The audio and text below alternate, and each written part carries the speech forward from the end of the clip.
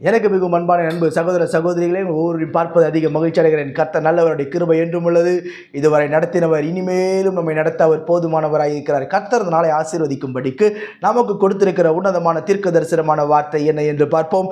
அது யோபு 28:18. முத்துக்களை பார்க்கிலும் ஞானத்தின் விலை உயர்ந்தது. முத்துக்களை பார்க்கிலும் ஞானத்தின் விலை உயர்ந்தது என்று வேதம் சொல்லுகிறது.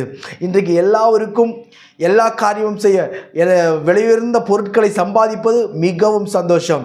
விலையுயர்ந்த காரியங்களை வாங்குவது மிகவும் சந்தோஷம்.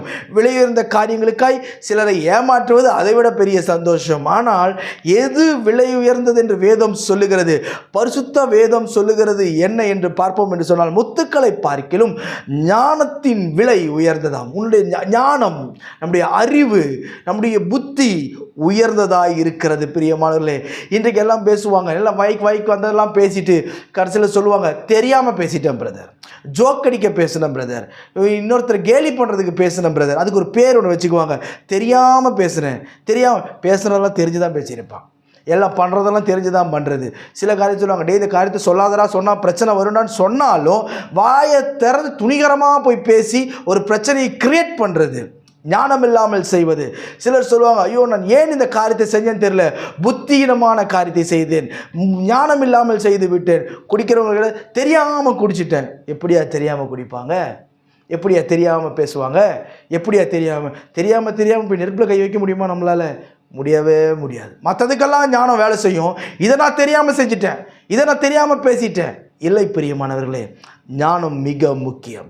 இந்த ஞானத்தை நாம் சம்பாதிக்க வேண்டும் என்று சொன்னால் நீங்களும் நானும் செய்ய வேண்டிய ஒரு காரியம் ஒன்று உண்டு. யோபு 28:28 சொல்கிறது, ஆண்டவருக்கு பயப்படுவதே ஞானம். ஆண்டவருக்கு பயப்படுவதே ஞானம். எதுவா ஞானம்? ஆண்டவருக்கு பயப்படுகிற காரியம் ஞானம். சிலர் சொல்லுவாங்க, ஏன் ஞானத்தினால நான் சம்பாதிச்சு வாங்கினேன், ஏன் ஞானத்தால் சம்பாதிச்சேன், ஏன் ஞானத்தால் அவரை ஏமாற்றி போடுங்கினேன், ஏன் ஞானத்தால் அதை பண்ண. அது கிடையாது. தேவ பயத்தோடு இருப்பது ஞானமான ஒரு காரியம். அன்புக்குரியவர்களே, இன்றைக்கி தேவ ஞானத்தை நாம் தேடுவோம்.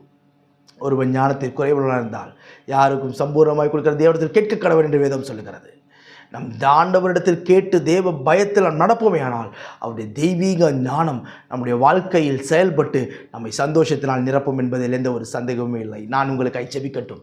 பரலோக பிதாவே, இந்த வார்த்தையெல்லாம் கேட்கிற நண்பு சகோதரர்கள் ஒவ்வொரு கருத்தில் ஒப்பு கொடுத்து நான் ஜெபிக்கிறேன். அப்பா, ஆசீர்வதித்து பலப்படுத்தி மேன்மைப்படுத்தி உயர்த்துவீராக ராஜா. ஆண்டவரே, முத்துக்களை பார்க்கிலும் ஞானத்தின் விலை உயர்ந்தது என்று நாங்கள் தியானித்திருக்கிறோம். இந்த வார்த்தையின்படி ஞானத்தை சம்பாதிக்க கர்த்தர் கிருபையும் சத்துவத்தையும் உடைய பிள்ளைகளுக்கு அள்ளித்தரும்படிக்கு நான் ஜெபிக்கிறேன்.